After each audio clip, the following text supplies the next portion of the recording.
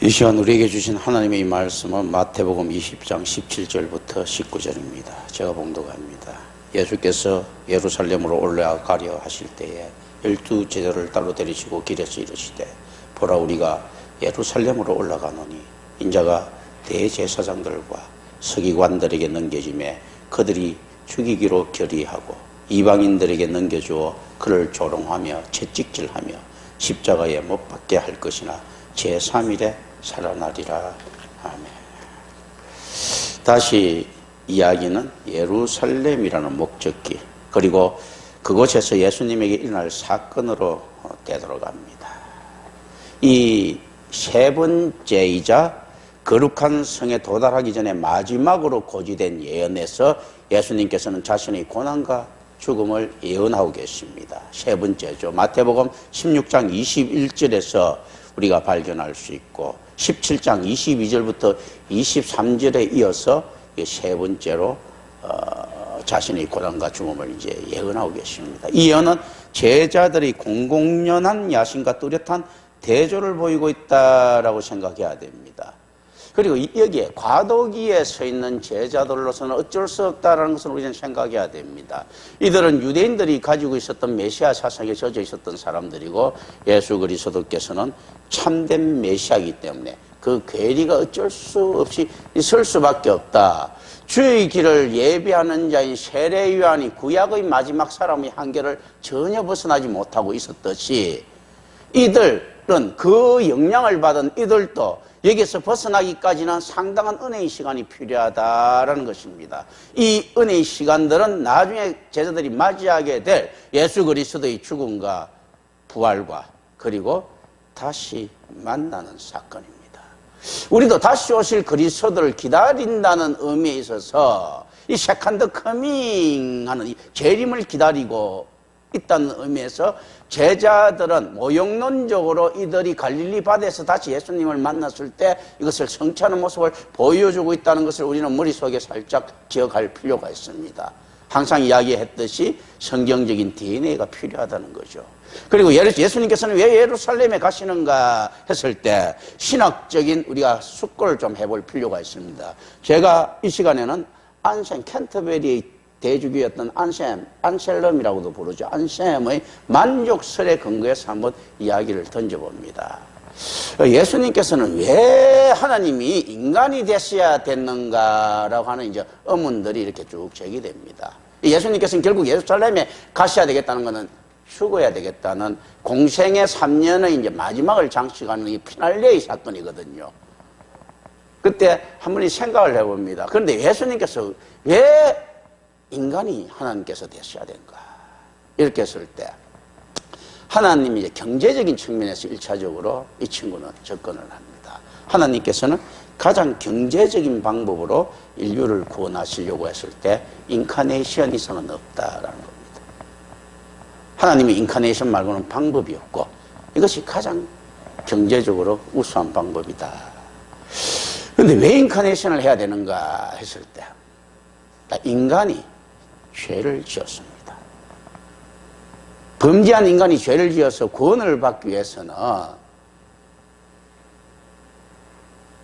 성경의 율례에 따라서 하나님의 말씀에 따라서 하나님의 규칙에 따라서 하나님의 질서에 따라서 하나님과 계약한 그 자의 죽음을 필요로 한다. 피의 대가를 필요로 한다라는 거죠.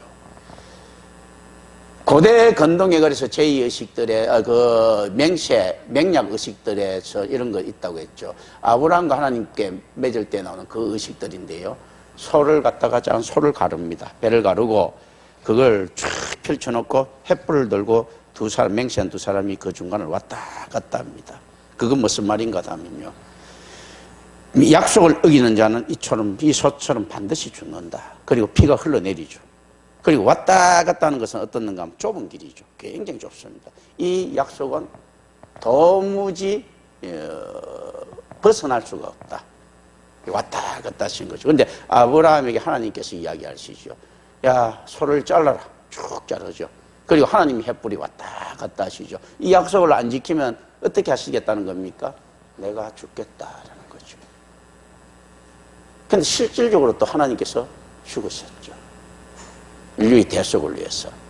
그 묘한 것들이 있습니다. 자, 하나님께서 아브라함한테 약속하시죠. 축복에 대한 약속을 쭉 가시면서 왔다 갔다 하면서 그게 그 관리했다는 겁니다. 만약에 안 되면 이 약속을 맹세를 하나님 아브라함 보고 왔다 갔다 하라는 소리를 안 합니다. 하나님 혼자서 왔다 갔다 하시면서 이 약속을 어기면 그 누가 죽겠다는 겁니까? 하나님께서 죽으시겠다라는 겁니다. 그리고 실질적으로 뭐 예수 그리스도께서 죽는 그런 이제 사건이 우리는 이제 사건을 우리는 만나게 될 것입니다. 자, 그런데 이렇게 약속 맹세를 어겼을 때 피로만 갚을 수 있는 이런 커버넌트입니다. 구약 올드 테스터먼트 또는 올드 커버넌트, 옛 약속, 옛 언약, 신약 뉴 커버넌트, 뉴 테스터먼트죠. 새로운 약속. 그 신명기에 나오는 만판의 세기는 이런 이제 약속들이죠. 뭐 새롭게 구약이 폐기되고 신약이 뭐 떠올랐다 이런 이야기들이 아니고 그런 거죠. 이제 언약의 갱신은 구약에서도 자주 나옵니다. 노아의 언약이 갱신되면서 아브라함 언약으로 가고 아브라함 언약이 갱신되면서 뭐 다윗의 언약을 가고 이렇게 모세 언약으로 가고 모세 언약이 갱신되면서 다윗으로 가고 점점 상승하는 효과를 가지고 있는데 예수 그리스도의 인카네이션과 죽음으로 인해서 이 절정에 이르게 됩니다. 이제 언약의 완성이 다윗 언약이 최종 언약이다. 예수 그리스도에 대한 언약이다라고 신학적으로는 해석을 합니다. 그리고 그 성취를 우리는 신약 성경을 통해서 보게 되는 것인데 언약을 어겼을 때, 약속을 어겼을 때, 계약을 어겼을 때 어떻게 해야 되는가 하면 그 사람의 죽음으로 배상해야 된다. 그래서 팔몬 노번성 같은 사람들은 이런 이야기를 하죠. 자, 언약이란 무엇입니까? 계약신학과 그리스도라는 책을 통해서 이렇게 이야기했죠. 주권적으로 사역된 피로 맺은 약속이라 피도 맺은 본드다라고 이야기합니다. 이 약속을 할 때는 본드 딱 붙어서 안 떨어진다는 이야기를 쓰죠. 피로 맺은 본드다, 약속이다라고 이야기를 합니다. 자, 그래서 하나님께서 약속하신 것을 우리 인간이 이겼기 때문에 우리 인간이 반드시 죽어야 됩니다. 죽어야 그 약속이 그 죄 사함을 받을 수 있겠는데 그 사함을 받을 수 있겠는데 자, 하나님께서 그 약속을 수행할 인간을 찾았을 때 그 인간은 하나도 없더라는 것입니다. 왜 그렇습니까? 하나님께서 최초의 약속을 맺었을 때 죄 있는 인간과 약속을 맺었습니까? 죄 없는 인간과 약속을 맺었습니까? 죄 없는 인간과 약속을 맺었은 거예요. 그래서 이 땅에 죄가 창궐하고 되자 죄 없는 인간 한 놈을 죽여야 되는데 죄 없는 인간을 찾으려고 하니까 죄 없는 인간이 없는 거예요. 그리고 모든 피조물들이 정죄받았기 때문에 오직 유일한 죄 없는 분은 유일하신 한 분 하나님밖에 안 계신 겁니다.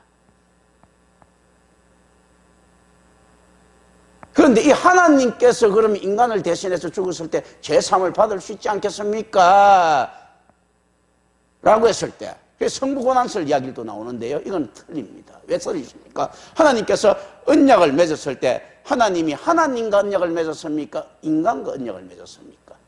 인간과 언약을 맺었어요. 그렇기 때문에 하나님께서는 좀 역설적이지만 죽을 자격이 없으신 겁니다. 언약의 희생물로서. 반드시 인간이 죽어야 되는데 죄 없는 인간 한 사람도 없더라는 거죠. 죄 없으신 분은 하나님밖에 안 계시더라라는 것입니다. 그렇기 때문에 방법은 하나밖에 없습니다. 하나님이 인간이 되는 수밖에. 하나님이 인간이 돼서 죽는 수밖에는 방법이 없습니다. 하나님께서 정하신 것을 하나님께서 스스로 구속하셨으니까.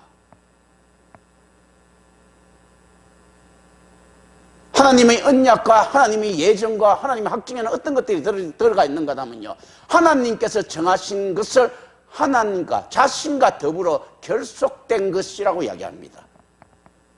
질서의 하나님께서 이 질서를 하나님 자신도 어기지 못하신다. 이걸 짐줌의 한 형태죠. 전능자의 무능이라고 부르는 절대자이신 하나님의 자기 제한, 짐줌입니다. 하나님께서도 이 질서를 따라야지만이 그 하나님이다. 그런데 질서의 주관자는 누군가 했을 때 역시 그 하나님이시다.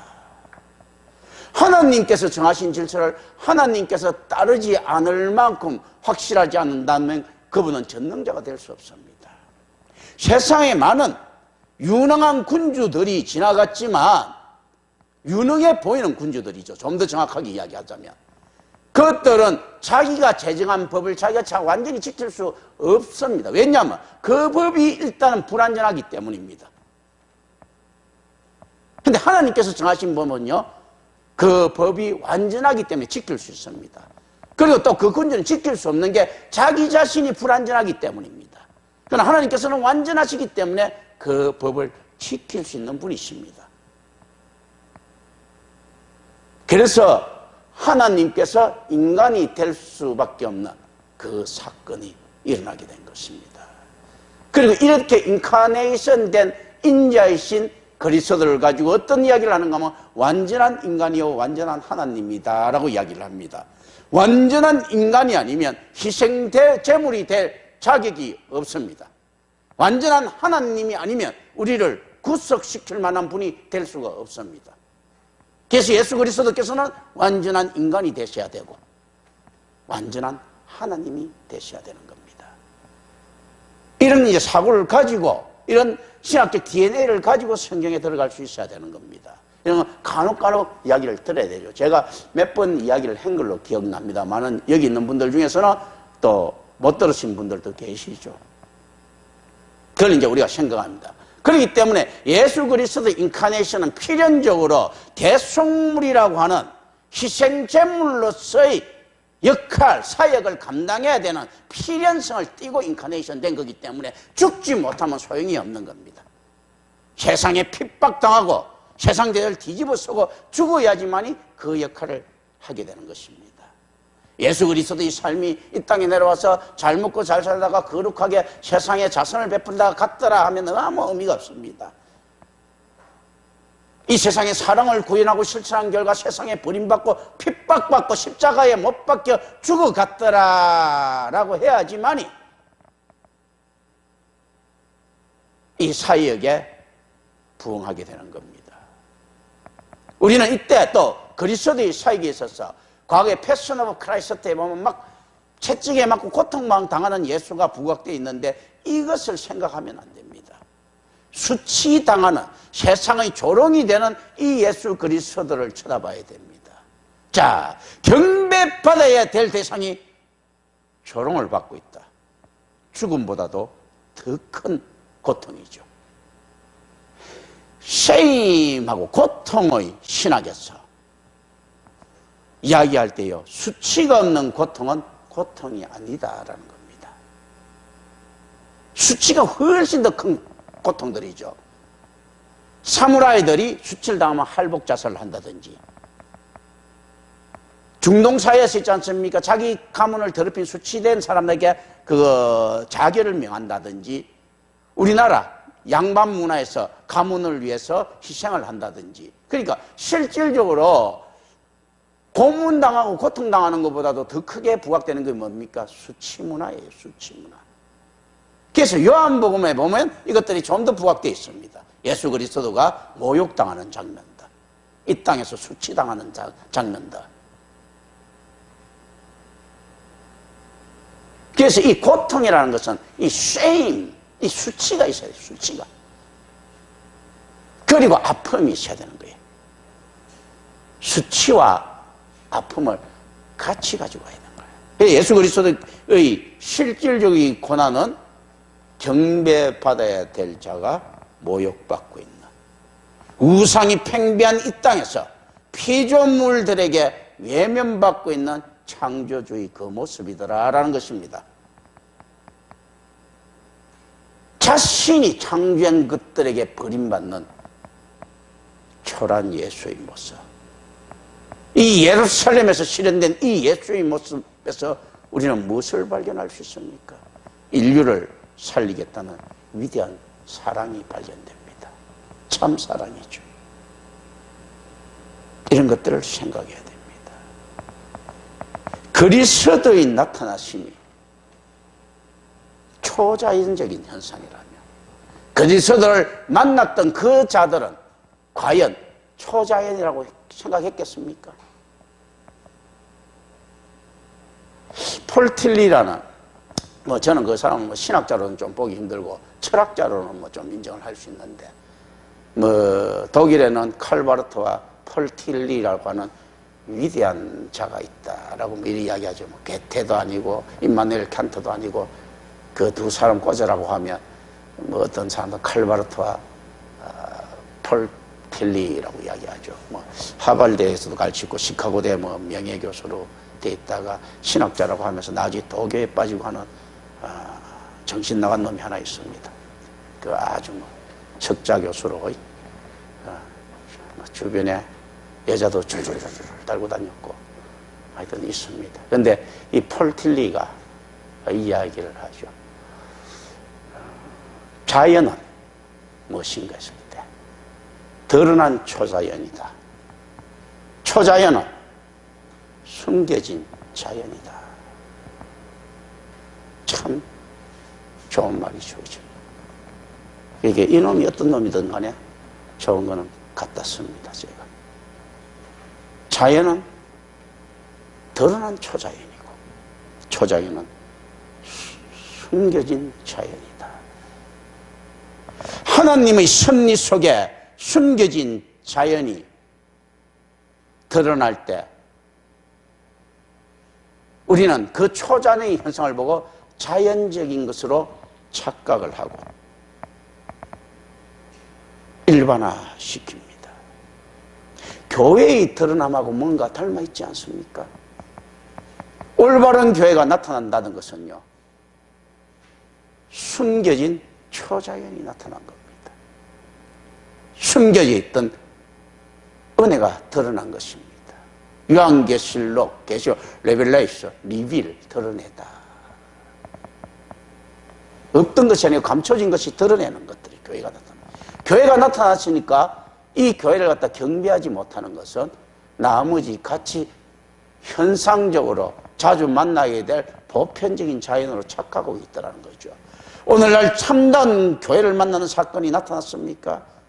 여러분들은 드러난 초자연에 마주하고 있는 겁니다. 제자들도 그걸 알았어야 되는 거예요.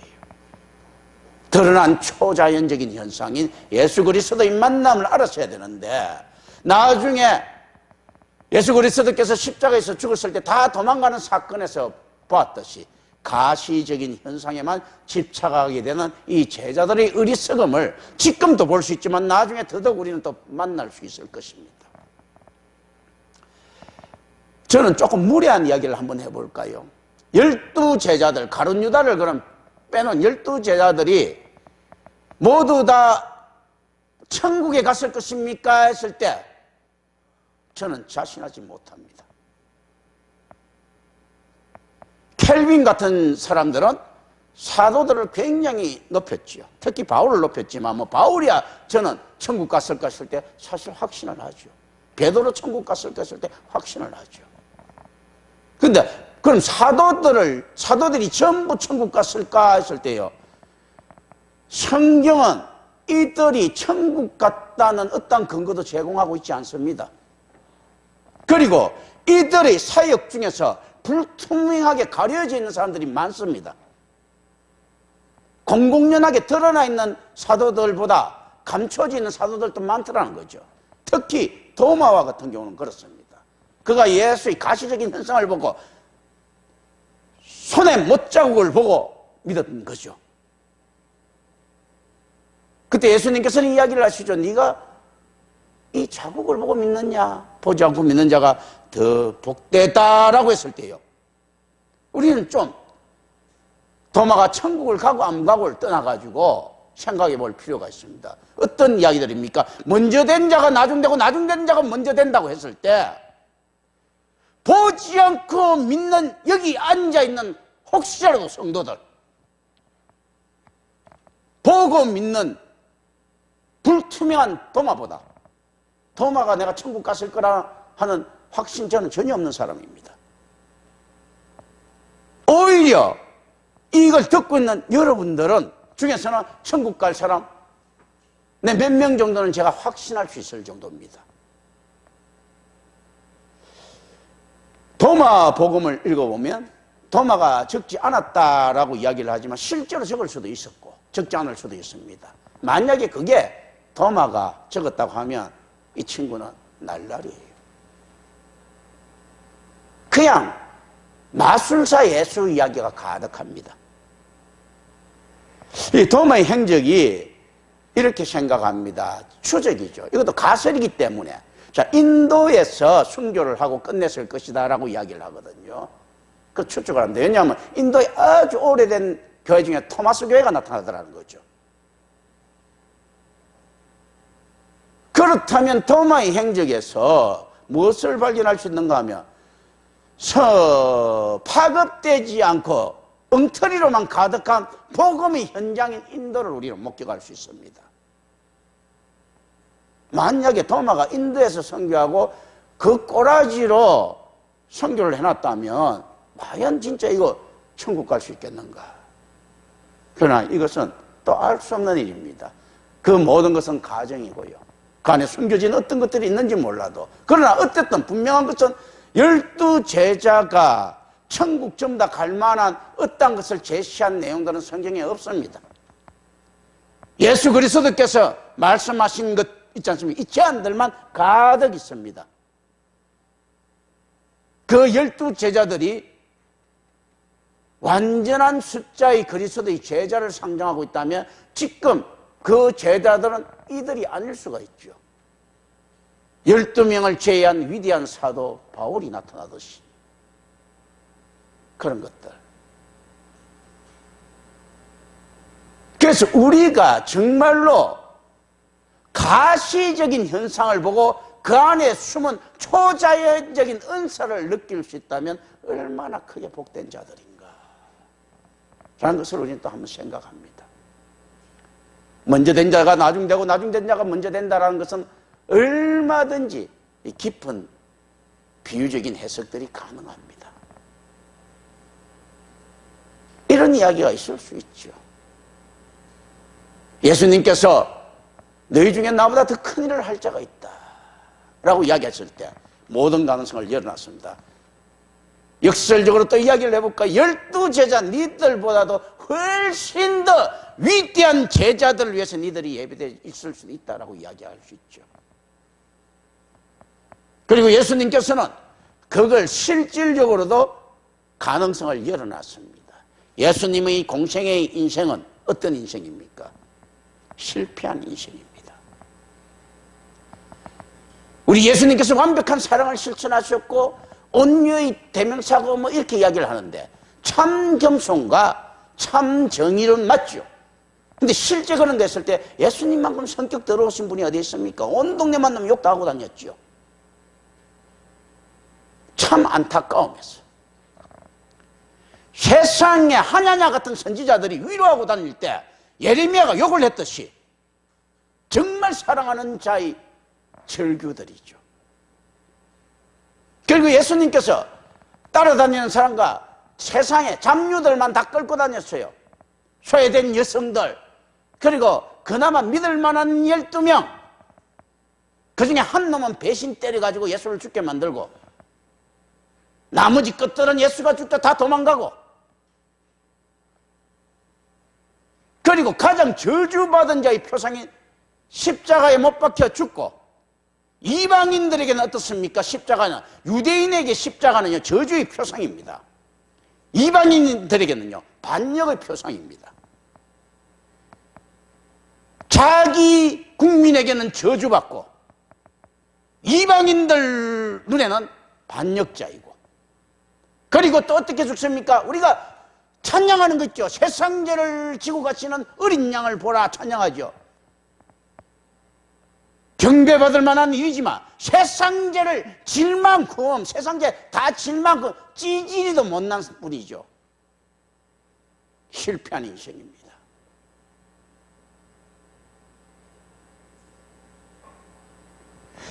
십자가에서의 죽음이라고 하는 완전한 실패한 인생을 드러내놓지 않으면 그가 그리스도일 수가 없었다라는 이 열설적인 이야기를 성경은 던지고 있는 겁니다. 그렇다면 우리의 삶은 어떤 것입니까?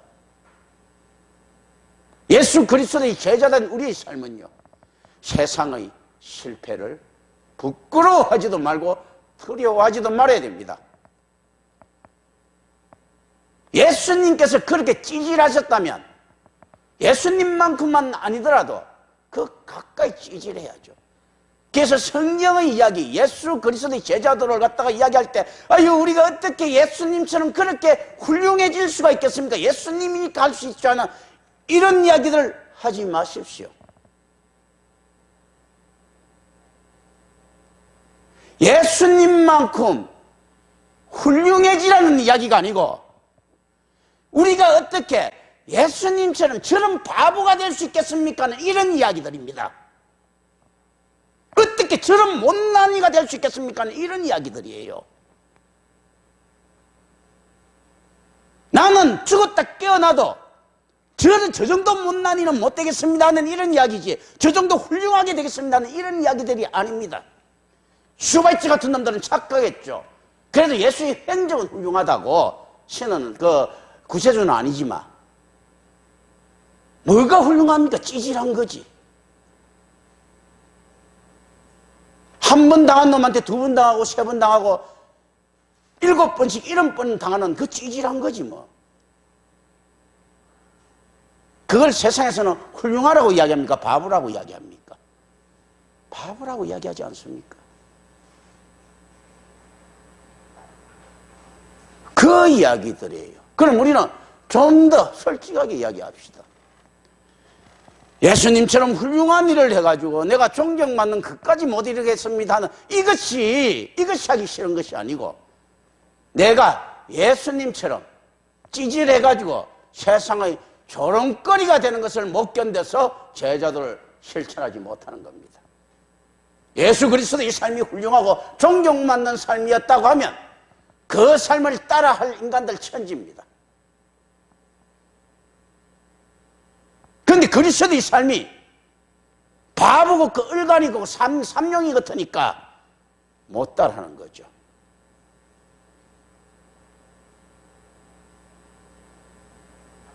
그래서 예수 그리스도께서 예루살렘에 가신다는 것은 어떤 비유를 나타내고 있습니까? 예루살렘이라고 하는 유대의 수도, 가장 세상이 주목하는 이곳에서 십자가 처형이라고 하는 가장 쪽팔리는 행동을 하겠다는 이야기입니다.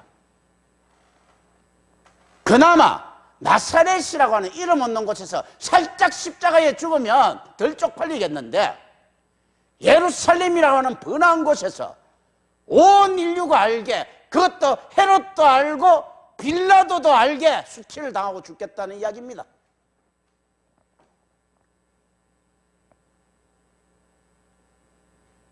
태어나는 곳은 초라한 곳에, 알려지지 않은 곳에, 위의 땅 베들레헴에서 태어났지만, 생활한 곳도 초라한 곳에 나사렛에서 생활했지만, 이곳이 결코 초라하지 않는 것은 예수 그리스도께서 실천하고 있는 이 거대한 죽음 때문이다.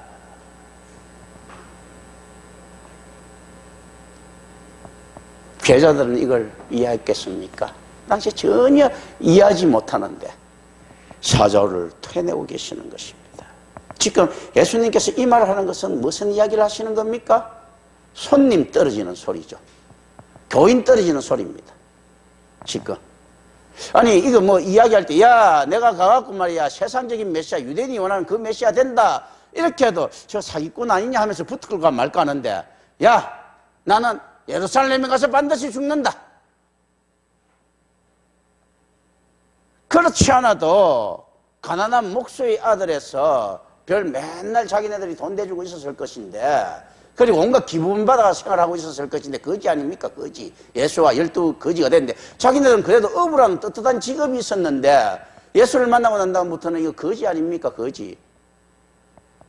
그 사실은 동양에가 살아가는 이 입장에서 주원장을 따라다니는 무리들이 희망이라도 가지고 있었다면 다윗이 따라다니는 그 잡류들이 희망을 가지고 있었다면 그런 희망이라도 줘야 되는데 죽는다 하니까 제자들은 오히려 이것을 반어적으로 해석했겠죠. 그래, 죽을 각오를 가지고 예루살렘에 들어가서 하나님이 은혜로 점령을 하고 세상의 군주가 될 것이다 라고 억지로 해석하지 않았으면 내가 볼 때는 따라갈 놈 없었을 것 같아. 제자들이 이 상태를 봐서는. 그렇거든요. 예수님은 계속 참나온 진리의 말씀, 진짜 내가 이리 될 것이라고 이야기했는데 제자들은 야, 저거 일사각오 아니냐 하고 막 이렇게 갔을 확률이 높아질 것입니다. 안 그러면 따라갈 놈들이 아니야, 내가 볼 때는요. 이 당시에는. 그리고 나중에 계속 나올 이야기들이지만 예수님께서는 그러나 이렇게 이야기하십니다. 나와 같이 고난의 잔을 마실 인간들이 나타남을 이야기합니다. 그건 어떤 것입니까? 하나님의 강권적인 역사죠. 이 띨띨한 인간들이, 12인간들이 따라다니는 이유는 무엇입니까? 하나님의 강권적인 사역입니다. 이들이 가지고 있는 장사꾼적인 속으로 올바른 그리스도를 따를 수는 없습니다. 왜냐하면 그리스도의 사역에 따르는 자는요, 나중된 자가 먼저 되고 먼저 된 자가 나중되는데 나중된 자가 먼저 될 때 할 때 이 나중된 자가 어느 정도 나중된가 했을 때요, 이 땅에서 영원입니다. 이 땅에서 영원히 나중된 자가 천국에서 먼저 되는 거거든요. 이 땅에 뭐 희망이 있습니까? 소망이 있습니까? 아무것도 없습니다.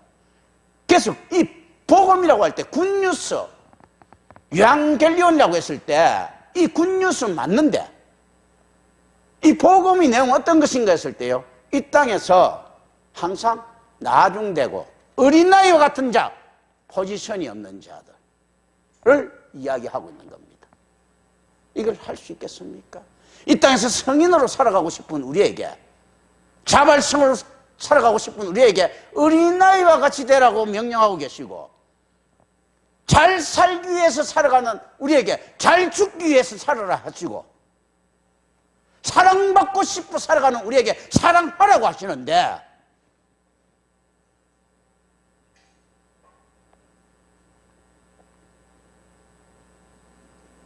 그리고 모으고 풍족하게 살고 싶어하는 우리에게 내어주고 베풀어라 하시는데,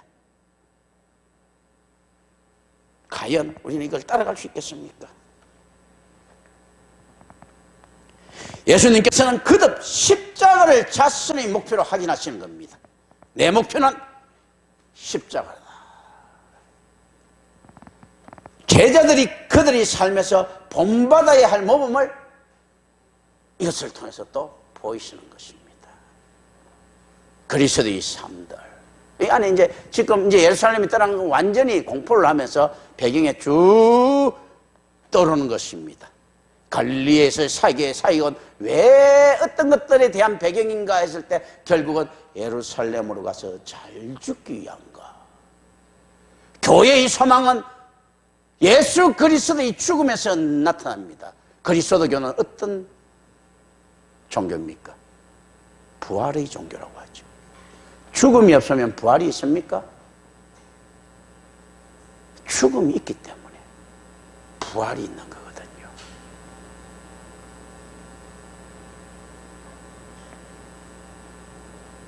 베푸는 사랑이 이 세상에 존재하지 않는다면 받는 사랑이 있을 수 있습니까? 누군가가 베풀기 때문에 받는 사랑이 있는 거거든요.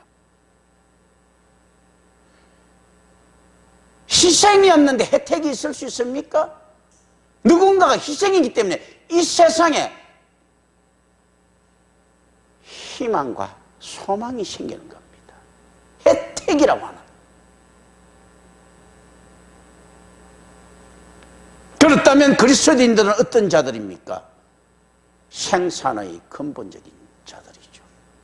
이 세상 사랑에 대한 생산의 근본적인 자들이고요, 이 세상의 소망과 희망에 대한 근본적인 생산자들이죠. 제조업자들입니다. 그런 것 없이 안 되잖아. 뭔가 던져져 있을 것 아닙니까? 모두 다 사랑받고 싶어 하면 사랑은 없죠.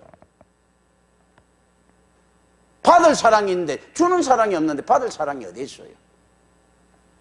주는 사랑이라고 하는 공급체, 이 제조업자의 모습을 그리스도인들은 가지고 있습니다. 이런 의미에서 우리의 이 모습들은 무엇과 닮아 있습니까? 창조주 하나님의 행위와 닮아 있는 거죠.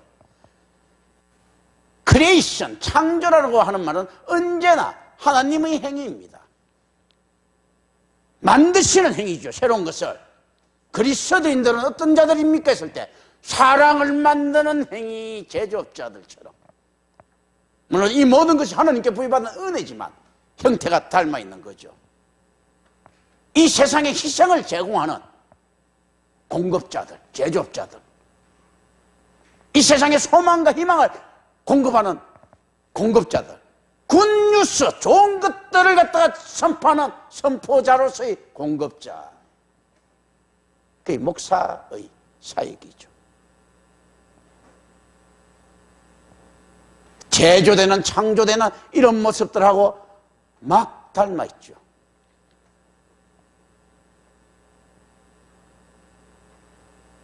라투란타 할 때 능산자와 소산자, 생산시키는 자연과 생산된 자연이라는 이야기하죠.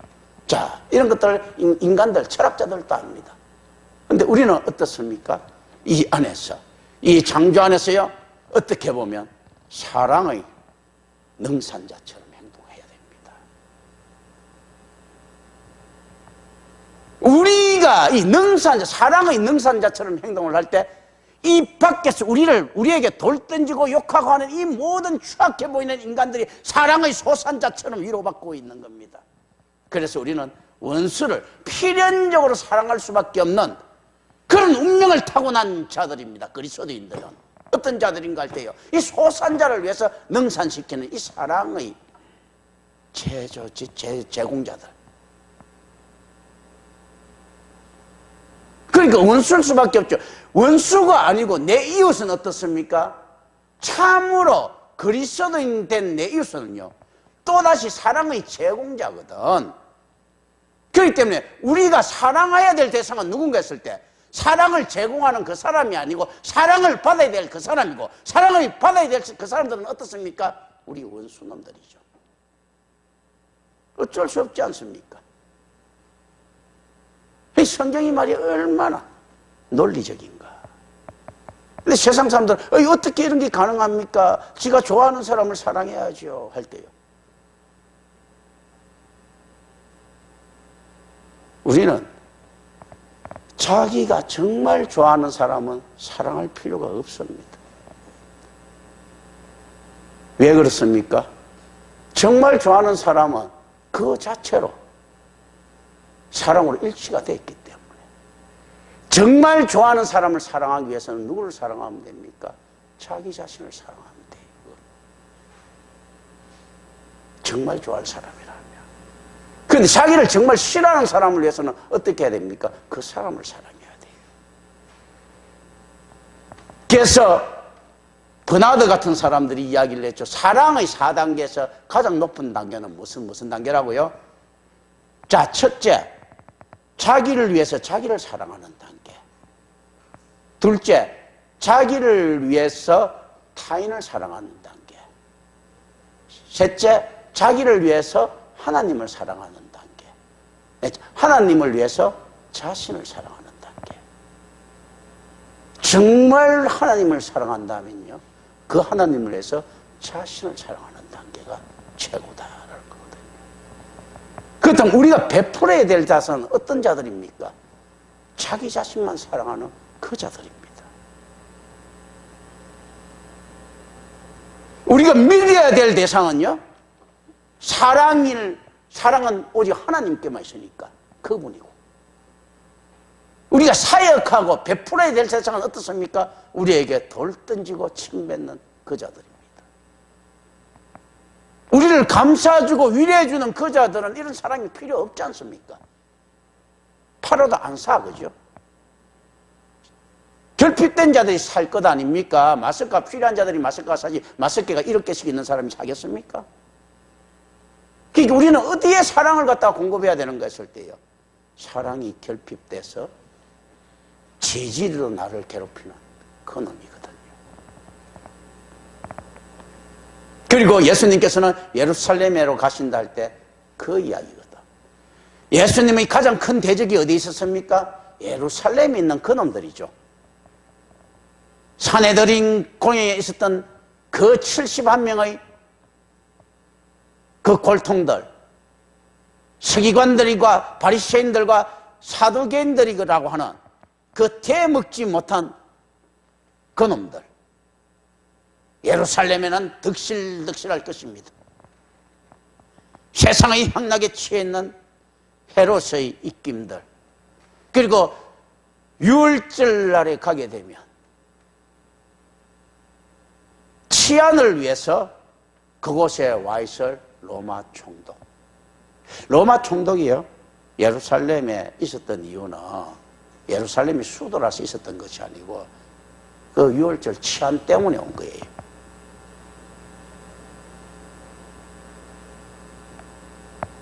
이들은 원래 이 가이사라 지역에 주둔하고 있습니다. 왜냐하면 로마 황제의 명령에 따라서 이스라엘 사람들 신기를 괴롭히지 마라 라고 했거든요. 그리고 또 묘하게 죽일 수밖에 없는 사건들을 나중에 만나게 됩니다. 이 빌립보가 삼진아웃 제도의 투아웃에 걸려있는 상황이에요. 그래서 봉기가 일어나면 자기 총독직을 박탈당할 위기에 있을 때, 이때 봉기가 일어나듯이 예수를 죽여라 하기 때문에 죽일 수밖에 없는 사건들, 나중에 제가 설명할 것입니다. 그랬거든요. 이 빌라도가 로마에 가인 충성한다고 신전의 황금을 로마에 바치다가 요거도 먹고, 로마 당국에서 야 임마 왜 그지 됐어. 또 독수리 그 깃발을 가지고 예루살렘 시내를 헐바다가 요거도 먹고, 야 임마 그들 급조갖고 말려고 그렇게 하고 있어. 그 이제 그 반복, 그래 투아웃에 걸려 있는 상태예요. 나중에 그걸 이제 그때 되면 자세히 설명할 것입니다. 그 삼진아웃 때문에 옷을 벗어야 돼요. 그리고 이 당시에 옛날에 과거에 별 볼 일 없어 보였던 이 유대 지역이요, 굉장히 돈덩어리가 되는 지역이라고 소문나 있었습니다. 그래서 황제가 키워주려고 하는 사람을 유대 지역에 총독으로 보내서 상당한 부를 축적하게 만듭니다. 이는 그것도 나중에 왜 그런가, 내가 저번에도 설교를 했지만 또다시 이제 그 시대가 말을 해줄 때예요. 이런 지역에 이제 예수님께서 들어가시는 겁니다. 모든 이 상황, 예수가 죽을 수밖에 없는 상황이 철저하게 만들어져 있는 이 상황입니다. 그걸 아시고 들어가는데 제자들은 그걸 모릅니다. 뭔지 모르지만 큰 혁명이 일어나고 오병이어에서 확인된 그 민병대들, 그 레지스탕스들, 이거 자기들을 이제 도울 것이라고 생각하고 이런 기대들이 잔뜩 부풀려 있을 것입니다. 이제 유대 전체에 팽배되어 있는 독립의지들, 이런 것들이 결국 예수를 움직여가지고 또 하나님의 은혜 가운데서 크게 번창하지 않는 이런 헛된 꿈들을 꾸고 있었을 것입니다. 지금. 그런데 예수님께서는 이야기를 한다. 내가 죽으러 간다 했을 때 이들은 아마 결사각오를 생각했을 것인데 예수님은 정말 무기력하게 죽는 자신의 모습을 던져주고 있는 모습들. 이제 일단 이게 안에 요 내용 배경들입니다. 다음 주에 또 나머지를 해야 되겠네요. 기도합니다. 은혜로우신 아버지 하나님 감사합니다. 우리 주 예수 그리스도 이름으로 기도드립니다. 아멘.